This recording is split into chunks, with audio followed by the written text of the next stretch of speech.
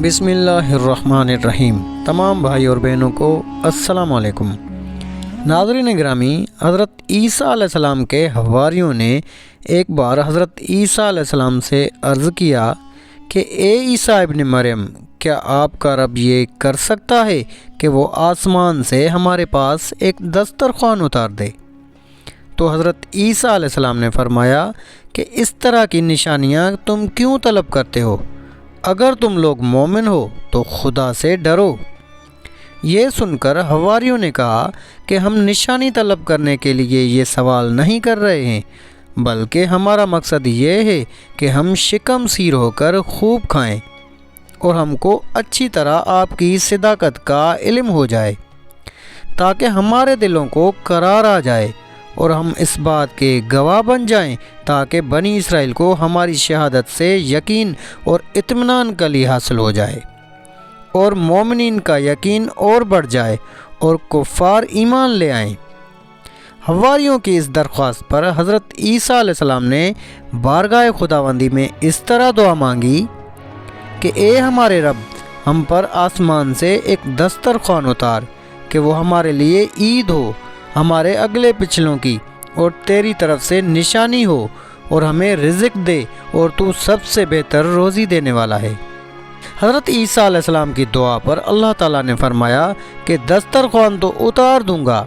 لیکن اس کے بعد بنی اسرائیل میں سے جو کفر کرے گا میں اس کو ایسا عذاب دوں گا کہ تمام جہان والوں میں سے کسی کو ایسا عذاب نہیں دوں گا۔ چنانچہ اللہ تعالیٰ کے حکم سے چند فرشتے ایک دسترخوان لے کر آسمان سے اترے، جس میں 7 مچھلیاں اور 7 روٹیاں تھیں۔ حضرت ابن عباس رضی اللہ تعالیٰ عنہ سے روایت ہے کہ فرشتے دسترخوان میں روٹی اور گوشت لے کر آسمان سے زمین پر نازل ہوئے، اور بعض روایتوں میں یہ بھی آیا ہے کہ تلی ہوئی ایک بہت بڑی مچھلی تھی جس میں کانٹا نہیں تھا، اور اس میں سے روغن ٹپک رہا تھا، اور اس کے سر کے پاس نمک اور دم کے پاس سرکہ تھا،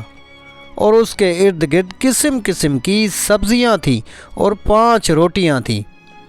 ایک روٹی کے اوپر روغن زیتون، دوسری پر شہد، تیسری پر گھی، چوتھی پر پنیر، اور 5ویں پر گوشت کی بوٹیاں تھیں۔ دسترخوان کے ان سامانوں کو دیکھ کر حضرت عیسیٰ علیہ السلام کے ایک حواری شمعون نے کہا، جو تمام حواریوں کا سردار تھا،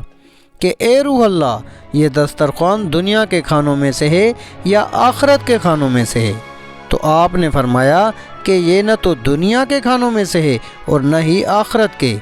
بلکہ اللہ تعالیٰ نے اپنی قدرت کاملہ سے تمہارے لیے اس کھانے کو ابھی ابھی ایجاد فرما کر بھیجا ہے۔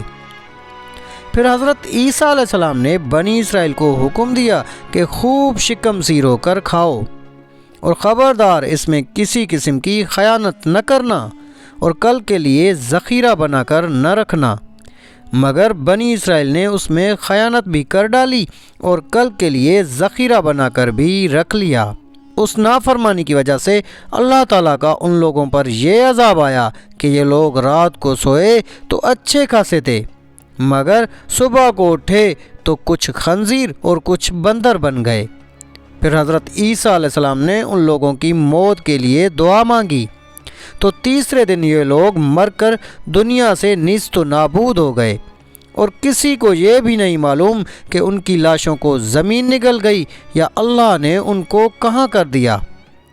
اللہ تعالیٰ نے اس عجیب و عظیم الشان واقعے کا تذکرہ قرآن مجید کی سورہ مائدہ میں فرمایا ہے، اور اسی واقعے کی وجہ سے اس سورہ کا نام سورہ مائدہ رکھا گیا۔ مائدہ عربی میں دسترخوان کو کہتے ہیں۔ واقعہ مذکورہ سے بہت سی عبرتیں اور نصیحتیں ملتی ہیں، جن میں سے یہ 2 سبق تو بہت ہی واضح ہیں کہ حضرات انبیاء علیہ السلام کی مخالفت اور نافرمانی کتنا خوفناک جرم عظیم ہے، کہ بنی اسرائیل نے جب اپنے نبی علیہ السلام کی مخالفت اور نافرمانی کرتے ہوئے آسمانی دسترخوان میں خیانت کی اور کل کے لیے ذخیرہ بنا کر رکھ لیا، تو عذاب الہی نے ان کو خنزیر بندر بنا کر دنیا سے اس طرح نیست و نابود کر دیا کہ ان کی قبروں کا نشان بھی باقی نہ رہا۔